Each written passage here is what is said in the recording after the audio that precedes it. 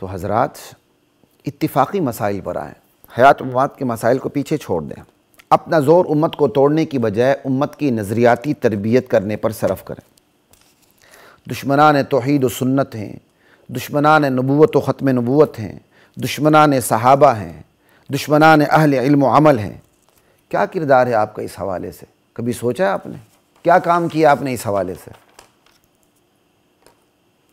ان اصولی مسائل پر توجہ کی برکت سے فروعی مسائل میں شدت کی نحوست، خیانت اور بدعت جل کر راکھ ہو جائے گی انشاءاللہ۔ ذرا ان اصولی مسائل پہ آ کے تو دیکھیں، فروعی مسائل پر توجہ دینے کا وقت ہی نہیں ملے گا انشاءاللہ آپ کو، آپ خود بخود نرم پڑ جائیں گے، وگرنہ لگے رہو فروعی مسائل میں، امت کو زیر و زبر کرنے میں، اپنی ٹولی بڑھانے میں۔ لیکن فسوف تری اذا انکشف الغبار افرس تحت رجل ام حمار، پتہ چل جائے گا کل انشاءاللہ کہ تم کھوتے پہ سوار تھے یا گھوڑے پہ سوار تھے۔ تنقید کرنی ہے تو غیر جانبدار بن کر حیاتی مماتی دونوں طرف کے متشددین پر تنقید کریں۔ یک طرفہ تنقید سے خود آپ کی اہلیت، امانت، دیانت اور صداقت بارے سوال اٹھتے ہیں۔ دنیا اندھی نہیں ہے، سب کچھ سمجھتی ہے۔ جمہور کی رٹ نہ لگائیں، لا الہ الا اللہ، وگرنہ کم از کم انصاف سے کام لیتے ہوئے، جمہور کی رائے کو ہر جگہ وزن دیتے ہوئے، کم از کم ان تمام مسائل میں امام ابو حنیفہ کو چھوڑ دیں جو وہ جمہور فقہا سے جداگانہ رائے رکھتے ہیں۔ پھر ایک عدد فتویٰ جناب امام اعظم ابو حنیفہ کی نسبت بھی جھاڑ دیں کہ جمہور سے الگ ہونے کی بنا پر ان کے پیچھے نماز جائز تھی کہ نہیں۔ ذرا جھاڑ دیں امام صاحب پر بھی فتویٰ۔ اتنی ہمت ہے نا آپ کے اندر، جرأت ہے تو آ جائے میدان میں، یہ گز یہ میدان۔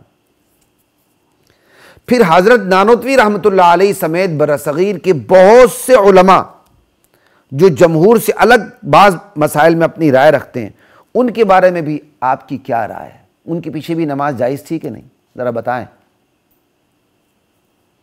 سن لیں کان کھول کر، دونوں کان کھول کے سن لیں، مناپلی کا دور ختم ہو چکا ہے، گدیاں گئیں جن پر اعتبار تھا، اب نحن رجال وہم رجال والی بات ہے۔ گدیاں گئیں، مناپلی کا دور ختم ہو چکا، اب یہ صرف دلیل کا دور ہے۔ اس دور میں گو عمل کم ہے لیکن علم زیادہ ہے، یہ بات یاد رکھیں۔ اس دور میں علم زیادہ ہے، علم کی اشاعت زیادہ ہے، یعنی سمجھ آئی؟ عمل کم ہے، ذرائع ابلاغ کی وجہ سے علم کی اشاعت زیادہ ہے، لہذا اپنی دلیل کو اندر سے مضبوط کریں۔ کمزور دلیل کو فتوے کا غلاف بنا کر پیش نہ کریں، لا الہ، فتوے کے غلاف میں پیش نہ کریں آپ، دلیل کو فتویٰ بنائیں، محض گھسے پیتے فتوے کو دلیل نہ بنائیں۔ پرانے دور میں فتاویٰ کیا ہوتے تھے؟ صرف فتویٰ درج ہوتا تھا، نیچے دلیل نہیں لکھی ہوتی تھی، یہ اس دور کی ضرورت تھی، بس کافی تھا۔ اب آپ دیکھیں، اب علمی ترقی کا نتیجہ دیکھیں، مدلل فتاویٰ سامنے آ رہے ہیں، بلکہ جو ہمارے اکابرین کے غیر مدلل فتاویٰ تھے ان کو بھی ہمارے بہت سے علماء مدلل بنا کے سامنے لا رہے ہیں۔ بڑی محنتیں ہیں، سمجھ آئی؟ کیوں حقیقت ہے؟ کیونکہ یہ علمی ترقی کا دور ہے، علم کی اشاعت کا دور ہے، علم کی سہولت کا دور ہے۔ بلکہ میں تو کہتا ہوں جتنے مدلل فتاویٰ آ رہے ہیں اس میں فقہی علتوں کا بھی ذکر ہونا چاہیے، الگ الگ سے بھی، جس کو صرف مفتیان اور فقہا جانتے ہیں وہ بھی فٹ نوٹ میں حاشیے کے اندر الگ سے آنا چاہیے، پھر ان کے اندر جو ڈیفرنس ہے وہ بھی آنا چاہیے، تاکہ کم وقت میں بہت زیادہ حاصل ہو جائے اور استعداد بھی حاصل ہو، استعداد بھی بڑھے، مطالعہ کرنے والوں کی علمی استعداد بھی بڑھے۔ اللہ اکبر، اس حقیقت کا ادراک کر لیں کہ یہ دلیل کا دور ہے، اب محض فتوے نہیں چلیں گے بغیر دلیل کے، سمجھ آئی؟ پدر من سلطان ابوس سے کام نہیں چلے گا۔ اور یہ بھی یاد رکھیے گا، مزاج کے اختلاف کی رعایت بھی ضروری ہے۔ جو اہل علم و عمل کے مزاج میں جو اختلاف ہوتا ہے نا، اپنے اپنے مخصوص شعبوں میں توجہ دینے کی وجہ سے، اس کی رعایت بھی ضروری ہے۔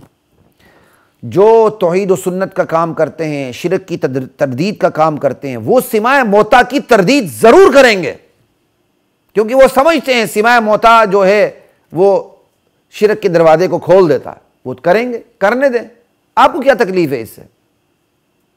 اور احادیث پر ہم وقت توجہ مبذول کرنے والے بہت سے علماء سماع فی الجملہ کے قائل ہوں گے، اور ضرور ہوں گے، ہونے دیں، آپ کو کیا تکلیف ہے؟ کیا آپ کے فتوے لگانے سے ایک دوسرے پر سما فی الجملہ والے قائلین اپنا کیا کہتے ہیں نظریے چھوڑ دیں گے، یا عدم سما والے نظریے چھوڑ دیں گے؟ ابھی میں نے آپ کو بتایا کہ نبی علیہ السلام کی موجودگی میں آپ حیات تھے، دنیاوی حیات آپ تھے، ابھی آپ فوت نہیں ہوئے تھے، صحابہ کرام کا حلال حرام تک میں اختلاف پیدا ہو جاتا تھا، بظاہر واضح نصوص کی موجودگی تک میں پھر بھی اس کے فہم میں اختلاف پیدا ہوتا تھا۔ اس سے ہم سبق کیوں نہیں لیتے؟ لا الہ الا اللہ۔ تو شرک کی تردید کرنے والے سماع موتا کا انکار کریں گے، سمجھ آئی؟ یہ ان کا مزاج ہوگا دلائل کی روشنی میں۔ اسی طرح احادیث پر ہمہ وقت توجہ دینے والے بہت سے علماء سماع فی الجملہ کے قائل ہوں گے، آپ ان کو روک نہیں سکتے، علمی میدان ہے۔ یہ ہے علمی اختلاف، اور علم کی بنیاد پر مزاج کے اختلاف کی، رویوں کے اختلاف کی خوشبو۔ اب بہت سے سوال کریں گے جی یہ سماع فی الجملہ کیا ہوتا ہے؟ تو پوچھ لیں اپنے اساتذہ سے جا کر، آپ کو یہ تو پتا ہے نا کہ حیاتی کے پیچھے نماز نہیں ہوتی یا مماتی کے پیچھے نماز نہیں ہوتی، تو یہ بھی تو پتا ہونا چاہیے سماع فی الجملہ کسے کہتے ہیں۔ بہت بڑی تعداد کو یہ بھی پتا نہیں کہ سماع فی الجملہ ہے کیا چیز، اور اصل اختلاف فی سماع موتا میں سماع فی الجملہ ہونے یا نہ ہونے میں ہے۔ لا الہ الا، ہر مردے کے سننے کا کون قائل ہے؟ اللہ اکبر۔ کچھ پتہ نہیں ہوتا، جاہل ہوتے ہیں، لیکن ایک نمبر کے فتوے باز ہوتے ہیں۔ انا للہ و انا الیہ راجعون۔ مفسرین، محدثین، متکلمین، فقہاء اپنے اپنے شعبوں میں توجہ دینے کی وجہ سے اپنا مخصوص مزاج رکھتے ہیں۔ جناب کاش ہم یہ جان لیں، فیصلہ کن بات یہ ہے کہ حیاتی مماتی دونوں اہل حق ہیں، دونوں ہمارے سر کا تاج ہیں۔ البتہ جو شرارتی، جو بعض حیاتی بھی ہوتے ہیں بعض مماتی بھی، اور پھر ایک دوسرے کے خلاف فتوے بازی کرتے ہیں اور ایک دوسرے کے پیچھے نماز نہ پڑھنے کی ترغیب دیتے ہیں، ایسے عالموں کو، مفتیوں کو، پیروں کو نماز کے لیے آگے نہیں کرنا چاہیے، کیونکہ یہ ظالم مضل ہیں بیچ اس مسئلے کے۔ بہت بڑی بات کر رہا ہوں، وہ حیاتی یا مماتی جو حیات اور ممات کو بنیاد بنا کر، اس کو بنیادی عقیدہ بنا کر اہل حق پر تکفیر کا فتویٰ لگاتے ہیں، تضلیل کا فتویٰ لگاتے ہیں، خارجیت کا فتویٰ لگاتے ہیں، اعتزال کا فتویٰ لگاتے ہیں، ایک دوسرے کے پیچھے نماز نہیں پڑھتے، اس چھوٹے سے مسئلے میں یہ خود ظالم مضل ہیں بیچ اس مسئلے کے، بیچ اس مسئلے کے۔ میں نے دائرہ لگا دیا، بریکٹ کر دیا اس کو۔ یہ شرارتی ٹولہ ہے بھائی۔ دشمن ہمیشہ کمزور پہلو کو سامنے رکھتا ہے اور پھر وار کرتا ہے۔ ہمارے علماء کا، ہمارے اساتذہ کا، ہمارے مدرسے کے مدرسین کا کمزور ترین پہلو یہ ہے کہ وہ فقہی فروعی غیر ضروری مسائل میں شدت پسند واقع ہو جاتے ہیں، ان کے اندر شدت پسندی آ جاتی ہے۔ اس شدت پسندی کی تاریخ بہت پرانی ہے۔ قال بعض الناس اس کی بہت بڑی دلیل ہے۔ امام بخاری کی علمی وجاہت اور ان کا اتنا رتبہ بڑا ہے کہ آگے بات کرتے ہوئے بندہ ہل جاتا ہے، لیکن ہے علمی شدت پسندی۔ خود کو تسلی دینے کی بجائے آپ اس کی جو مرضی تعویل کر لیں، جو بات تھی وہ میں نے آپ کو بتا دی۔ یہی شدت پسندی ترقی کے منازل طے کرتے ہوئے حیاتیت اور مماتیت کی شکل میں جلوہ گر ہو چکی ہے۔ پھر حیاتیوں میں کئی گروہ ہیں، پھر مماتیوں میں کئی گروہ ہیں، ماشاءاللہ۔ لڑو، خوب لڑو۔ لہذا حقیقت شناس بن کر اپنوں کے بارے میں فتوے بازی نہ کریں۔ فروعی مسائل میں ہم میں سے جو بے اعتدال ہو، جو بھی بے اعتدال ہو، انہیں بھی نرمی سے اعتدال پر لانے کی کوشش کر لیں۔ البتہ البتہ البتہ آخری بات کرنے لگا ہوں، اسی پہ انشاءاللہ بات ختم ہو رہی ہے۔ ہم میں سے جو دشمنان توحید و سنت ہیں،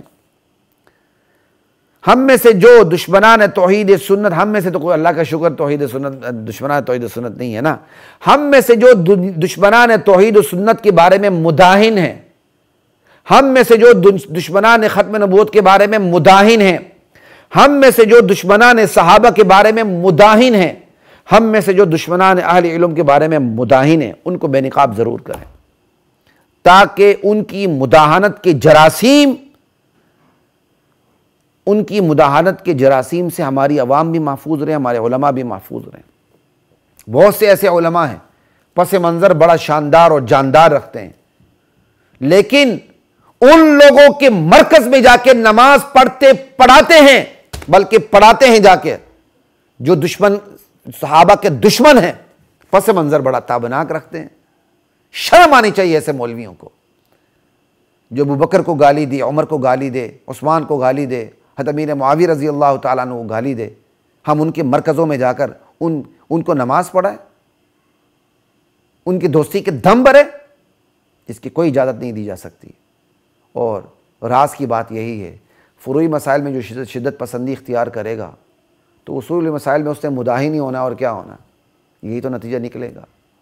مسئلہ حیات ممات کے اوپر جو میں گفتگو کر سکتا تھا، جو اپنا درد دل رکھ سکتا تھا، کہ یہ میں نے کوئی شروع میں بتا دیا تھا، یہ کوئی علمی بحث مقصود نہیں کہ حیاتی زیادہ بہتر دلائل رکھتے ہیں یا مماتی، یہ مقصود ہی نہیں ہے۔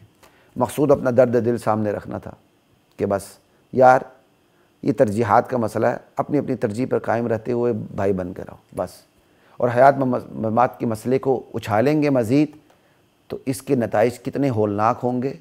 آج اس کے نتائج تو یہ ہیں کہ قلم سے ٹکرا رہا ہے، کتابیں لکھی جا رہی ہیں، زبان سے ٹکرا رہے ہیں، ایک دوسرے پر بکواسات کی بوچھاڑ ہے، لیکن یہ بات یہاں نہیں رہ رہی، یہ تلوار تک پہنچ رہی ہے، طالبان تک پہنچنے کی اطلاعات ہیں۔ اب جب طالبان جو ہمارا اثاثہ ہے، ہمارا ایسٹ ہے، انشاءاللہ خلیفۃ اللہ المہدی کے لشکر جرار کا ہراول دستہ ہوں گے یہ لوگ، اللہ ہمیں بھی توفیق عطا فرمائے۔ اگر ان میں یہ بات اٹھی تو ان میں تو پھر تلوار اٹھے گی، قلم نہیں اٹھے گا، زبان نہیں اٹھے گی، سیدھی تلوار اٹھے گی۔